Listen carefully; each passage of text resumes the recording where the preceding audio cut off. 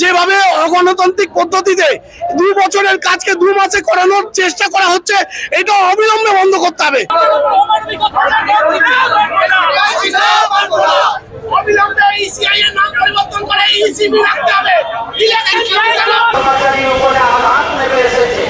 আমাদেরকে সকলকে একত্রিত হতে হবে বন্ধুরা।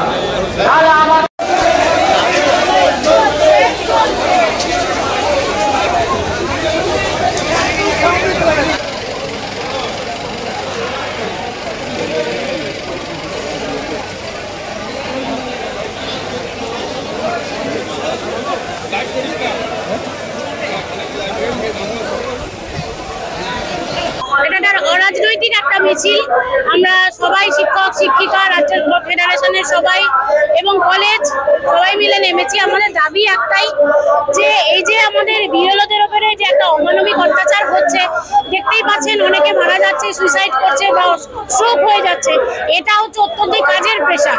যে কাজটা 2002-তে 2 বছর ধরে হয়েছিল, সেটা 3 মাসের জন্য করার একটা চাপ দিয়েছে। এই চাপটাতে বিএলওরা সত্যি আমাদের মতনই তো শিক্ষিকা, কেউ কর্মচারী, আমরা দেখে বুঝতে পারছি তাদের কতটা কষ্ট হচ্ছে। ওই জন্যই আমরা পথে নেমেছি, অরাজনৈতিক একটা দাবি নিয়ে। হ্যাঁ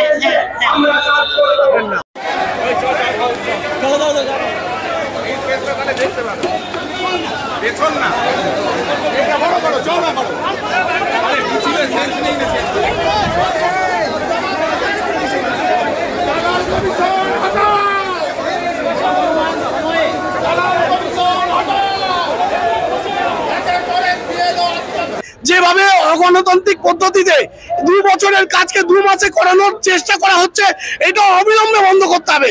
যেভাবে শিক্ষাকর্মীরা আজকে আত্মহত্যার পথ বেছে নিচ্ছে, এর দায় কে নেবে? সেই পরিবারগুলোর দায় কে নেবে? সেই সন্তান যারা পিতৃহারা মাতৃহারা, তাদের দায় কে নেবে? আজকে ডেট অফ বার্থ লিখতে মানা করছে, লেট কথাটা লিখতে মানা করছে, এগুলোর উদ্দেশ্য কি? এবং খসড়া হয়ে যাওয়ার পর নাম বাদ যাবে, এটার আসল উদ্দেশ্য কি? আমরা মহারাষ্ট্র দেখেছি, বিভিন্ন বিজেপি শাসিত রাজ্যের ভোট অলরেডি দেখে ফেলেছি, যেভাবে লক্ষ লক্ষ ভোটার বাদ হয়েছে এবং তারা সুপ্রিম কোর্টের দ্বারস্থ হয়েও তার এখনো পর্যন্ত ঘোষণা হয়নি তারা কি কারণে বাদ হয়েছে।